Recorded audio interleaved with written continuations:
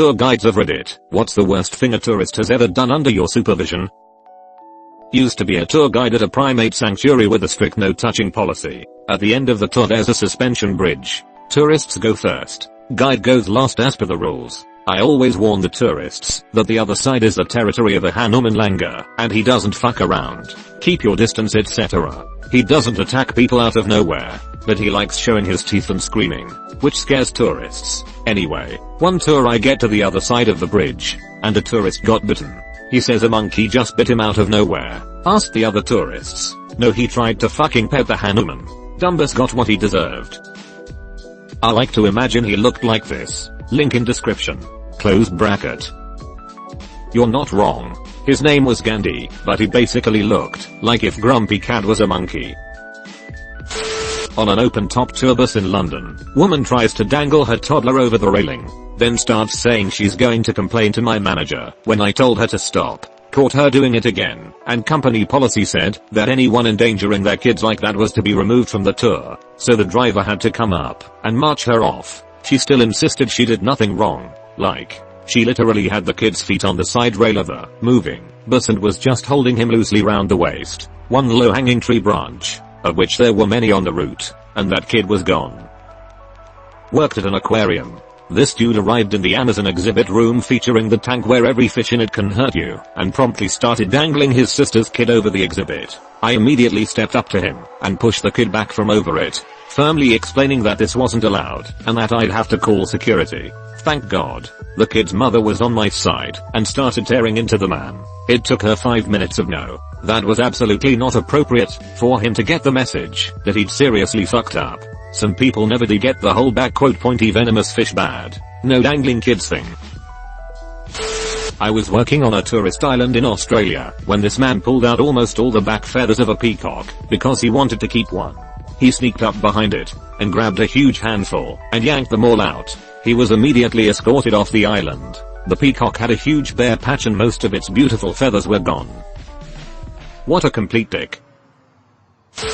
Somewhat relevant. There's a small hill on a pedestrian footpath outside my university. Once, I witnessed a Segway tour attempt to use this path. The first Segway slowed to a stop as it reached the top of this hill. The second Segway sped up in an attempt to make it over, and crashed into the first Segway. One by one, each Segway crashed into the one in front of it, toppling over each other. The pathway now has a no bikes or Segway sign.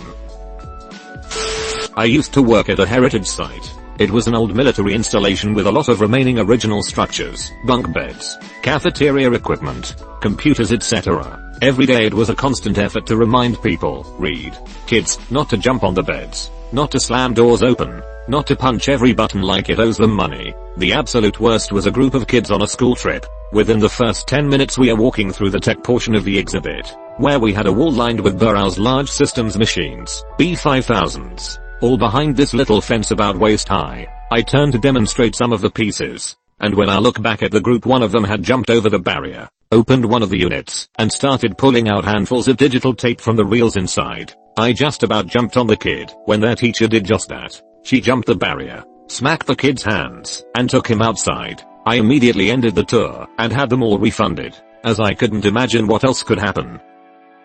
Awfully nice of you to refund them after that. It was my supervisor's decision, but honestly after only 10 minutes of a tour, plus they had to take a bus all the way out there, I didn't care so much.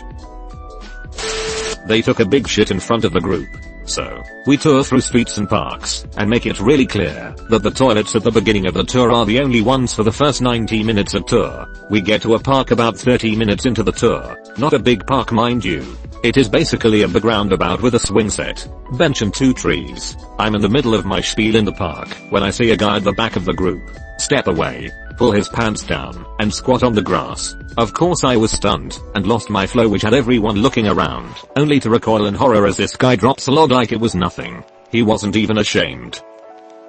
Open defecation is far too common in some countries still. Then they do that caveman garbage when they come abroad.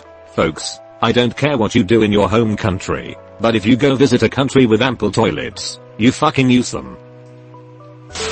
I work at a brewery taproom and take people on brewery tours. During fermentation CO2 is produced, and excess comes out through a runoff pipe and into a water bucket. One of the attendees, who was being a pain and trying to be funny but nobody was laughing, asked me what the pipe was for, so I gladly explained. He then asked what would happen if he breathed it in. In disbelief of his stupidity, I told him he would pass out / damage his brain. He then proceeded to grab the pipe and take a breath. He was then ejected and barred. Some people are just beyond belief. He must not have had a lot to worry about as far as brain damage goes. Can't get brain damage if I don't have a brain. Points at abdomen. I worked at a living history farm museum.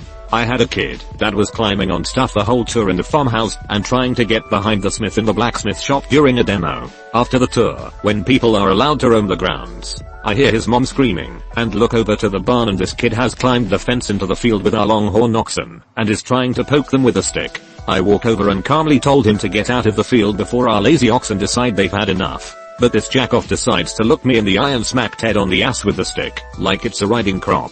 Ted, bless him, just kinda jumps a little and whips his head around with a WTF dude look on his face. But seeing as he's a longhorn, he just wipes this kid out with one of his horns. When he turned his head, kid goes flying into the dirt and is having a meltdown. Mom is freaking out. I'm like, dude, get the hell out of the pen before Ted actually gets mad. So this kid is crying and trying to climb the fence out of the field, and Bill, who has been watching this whole thing, waits until the kid is almost over the fence and walks up to him and nudges him in the ass with his nose and pushes him off the top of the fence. It was everything I could do to keep from laughing. Kid was fine.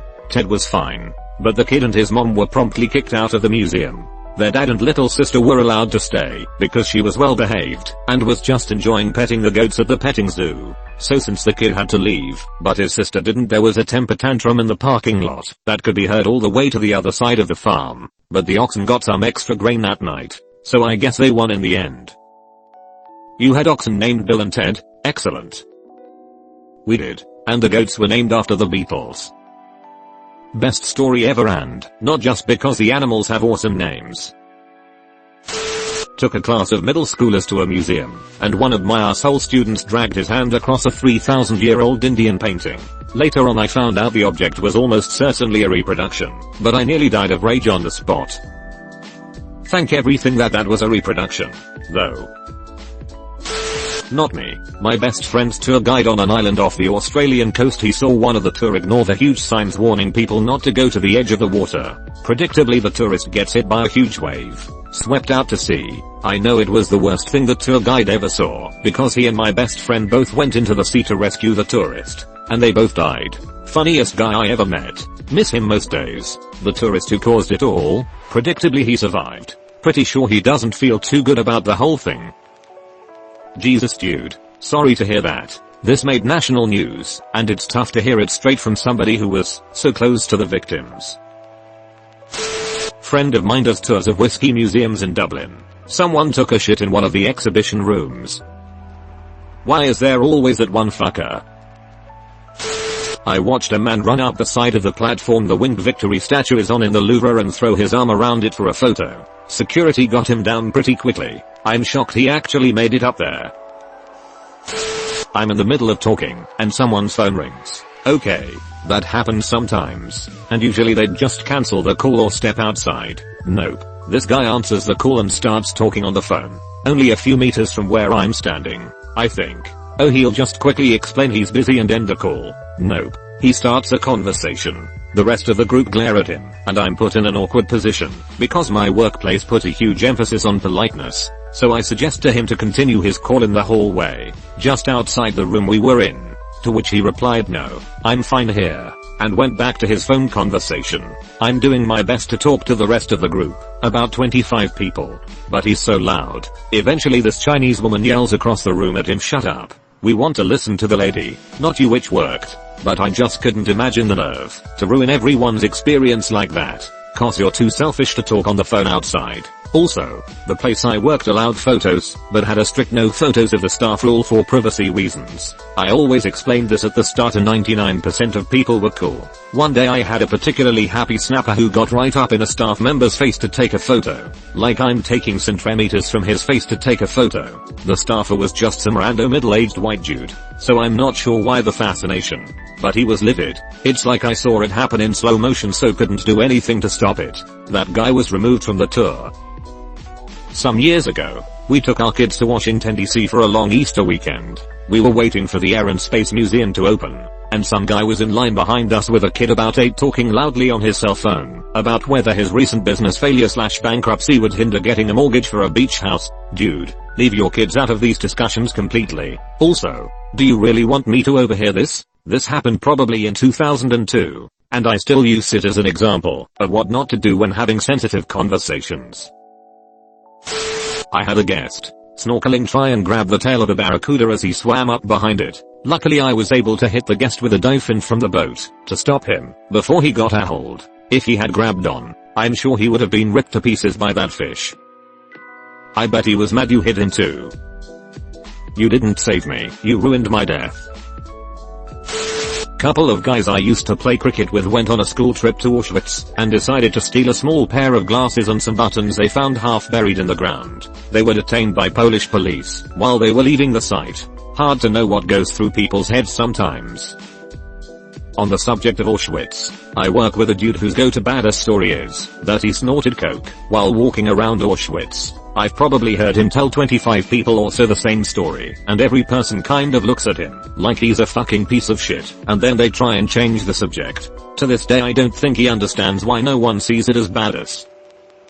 I have a coworker who tells a similar, but not nearly as offensive, story as your coworker, and apparently I was the first person ever to tell her that story isn't funny and really does not reflect well on you. I'd stop telling it. She had been telling the story for 5 years. What's their story? Did they stop telling it after your comment?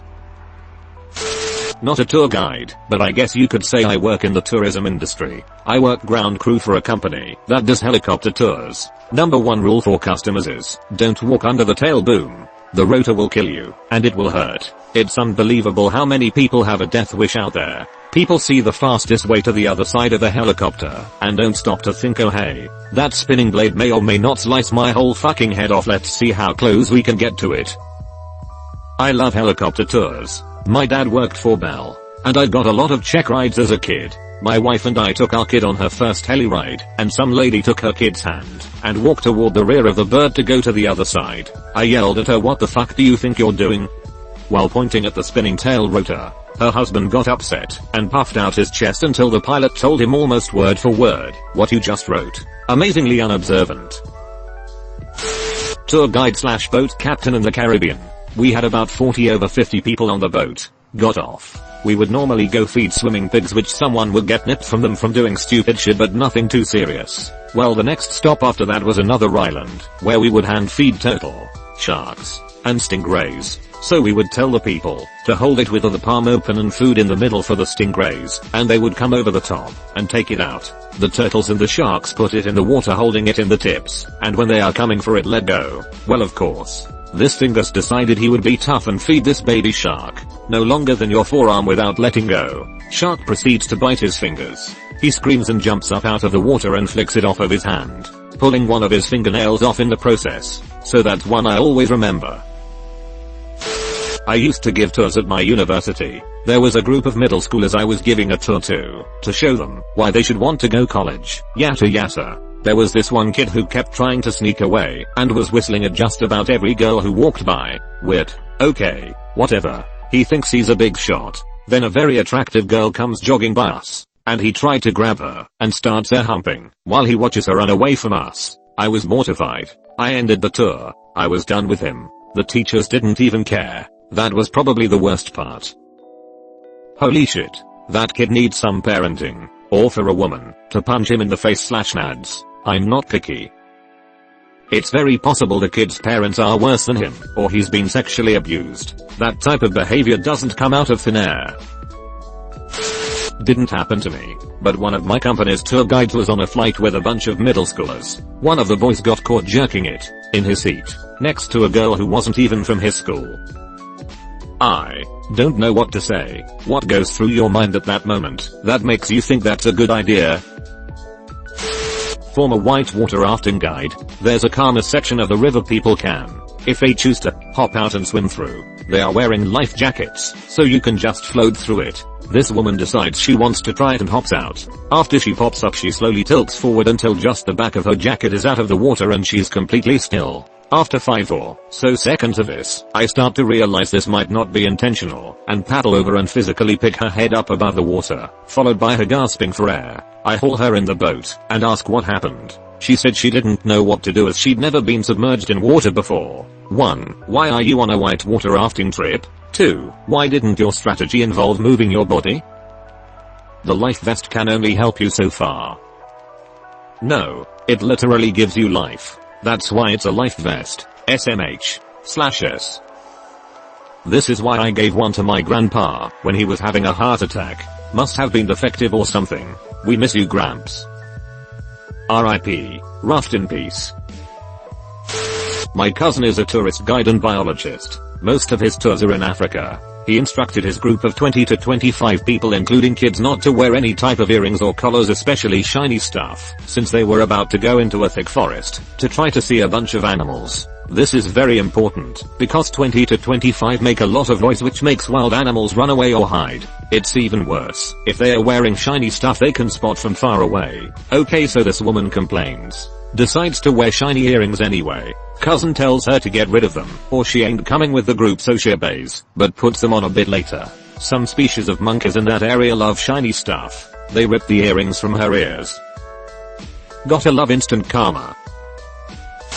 I was giving a tour of my university to the mother of a potential student. She tried to recruit me into a popular pyramid scheme, and then, when I tried to change the subject by asking what she did in her spare time, she told me about her conspiracy theories that she gives public talks on. They included the dangers of Wi-Fi, 5G, and chemtrails, and that the moon landings were faked by Stanley Kubrick, who was shortly thereafter assassinated by the CIA and replaced by a clone. I cut the tour short.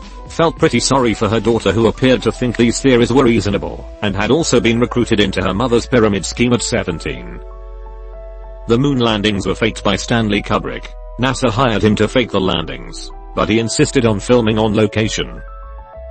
Classic Kubrick.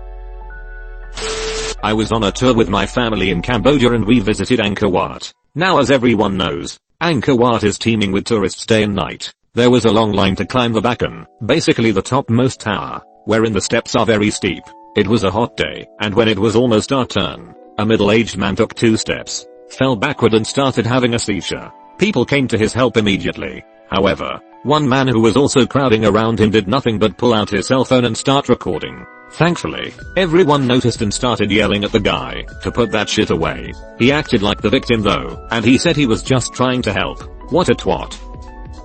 Imagine deciding to film a guy having a seizure instead of calling him a fucking ambulance. Sick help, bruh. Definitely a twat. Was on a tour of a small cave system somewhere in West Texas. It was really beautiful, and right after the guide told us how long it took for all the stalagmites and stalactites to form, she turned around to move on, and some guy leans way over and snaps off a small one and shoved it in his pocket. I was so surprised I just stared at him, and he smiled and winked at me like we had really gotten away with something and I was a co-conspirator or something. I think I learned this from Reddit. Give him a thumbs down. They always look startled, then sad, but no one has ever become confrontational. They usually slink off or avoid eye contact if they can't leave. I mostly do it to people who don't pick up their dog shit. Most will awkwardly pretend they meant to wander back. Saw a kid knock over a set of replica Civil War rifles that were on display, and then his mom got mad at the tour guide for yelling at him. The kid and his mom were kicked off the Civil War tour. There is a reason why they hide the accurate actual artifacts/relics/evidence. We are pretty good at stopping tourists from doing too much damage. After being in the industry for a while, you get a spidey sense for when people are going to do dumb things, and can often steer them away from doing anything too bad. That being said, here's one of my favorite stories to tell. I was 7 months pregnant, and it was the week before I went on maternity leave. I was driving out to one of our sites, and to get there I had to drive on the road, of course, through our penguin colony. This particular species of penguin burrows underground and stays hidden in their burrow during the day, and comes out at night when birds of prey and other potential predators have gone to sleep. As I'm driving out to the site, I realize the parking lot up ahead is full and people have started parking up and down the road. And that's when I see a giant sub pull off the road. drive between the bollards, and into the penguin colony. I pull over as what seems like 20 non-English speaking tourists start to pile out of the vehicle and take selfies with the ocean backdrop. Staying as calm as possible, and using sign language I point out the no entry signs of the bollards they drove past. The burrows they have just collapsed. Inform them they may have killed penguins. And to get their fucking vehicle out of the fucking colony. Once I got them out of there I started digging out the collapsed burrows to check for penguins. The first 4 were luckily empty, but the last one had a breeding pair. I get the girl out, check her over for injuries, and having nowhere else to put her I follow protocol and tuck her under my left arm against my side. I get the boy out, and put him in the same position on the right side, and start to check him over. Remember how I said I was pregnant? Well normally, you hold a penguin down low almost on your hip, but because of my round tummy I was holding him more at the bottom of my ribcage. So when I turned my head to start my health check, the bastard reached up and grabbed my top lip with his beak and ripped straight through the middle. It was about this time that the tourists walking along the road realized this ranger was holding on to 2 penguins. I had 5 or 6 tourists sprint through the colony towards me and start snapping pictures, while at the same time potentially collapsing more burrows. If any internet sleuths stumble across a picture of a heavily pregnant, pissed off looking ranger holding 2 penguins with blood pouring down her face, let me know. I've been waiting for that picture to show up for 3 years and haven't found it yet. Happy ending. I chased away the photographers, popped the 2 uninjured penguins in a nearby unoccupied burrow, and radioed for backup to help with the parking situation. My lip healed without a scar, and both penguins left the following morning for a well-deserved day in the ocean. TL. Doctor signage is there for a reason. Rules are there for a reason. If you don't know what the reason is, doesn't mean you should break the rules. I don't backquote T understand humans honestly. Reminds me of that dolphin that died while people passed it around to take selfies with it. I remember that story. It pissed me off so bad. These kind of people are the worst waste of space that exist. Guy peed on the side of an Omaha beach bunker. Not out of spite or something. He just didn't want to walk back to the porta potty. Started pissing on a piece of history. Obviously not the worst thing that'll be in this thread, but certainly made the rest of our group turn to him and ask what in the absolute fuck he was doing. I told you chemical warfare is against the Geneva Convention. Was at a reptile show, and they let out some mini crocodile iguana type thing. I think it was called a dragon something. Anyway, some kid decides to take his shoe off and wiggle his toes through the small rope gate we were against. Presenter says, "Watch your kid. These will bite." Kid removes his foot and immediately puts it back in when presenter turns around, wiggles his toes again, and this dragon thing surges forward and clamps down. Kid starts screaming. Presenter just looks on like, "Well, I told you so," and removes it. Kid stops screaming. No one says anything, and presenter moves on. That's what you get for ignoring instructions, and also for not parenting properly. Guys, if it were a Komodo dragon the kid would be dead. It's more likely to have been a bearded dragon or something. Technically not a tourist guide, but I was doing a tour of our production facility to some people from head office. As we got to one of the pallet outfeeds, I mentioned the light curtain, which was a safety feature that stopped the conveyors once the light was broken. And so for some damn reason one of the ladies decides to stick her hand through the light to test it, stopping the production line, and also risking her safety by doing it in the first place. I asked her not to do that again, and went about resetting the machine to start up again. No more than 3 seconds after doing so she stuck her hand through the curtain again, stopping everything. She looked at me with the most stupid expression on her face as I basically said, "What the fuck?" To this day I don't know why she did it, or what her deal was. Chances are the first time round she wanted to see if it really worked. Second time round, you told her not to, so she did it cause you don't tell me what to do.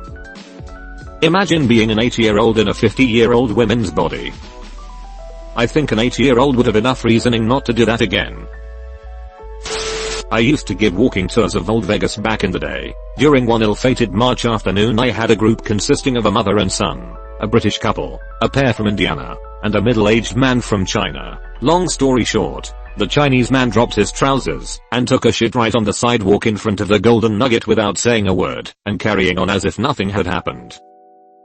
I just read an article that said that Chinese tourists are considered to be the worst in the world. So much so that they now offer classes in China on how to be a polite tourist in another country. One lesson they give them is how it is considered impolite to relieve yourself in any place other than a bathroom. I couldn't believe that had to actually be taught, but apparently it does. Go figure.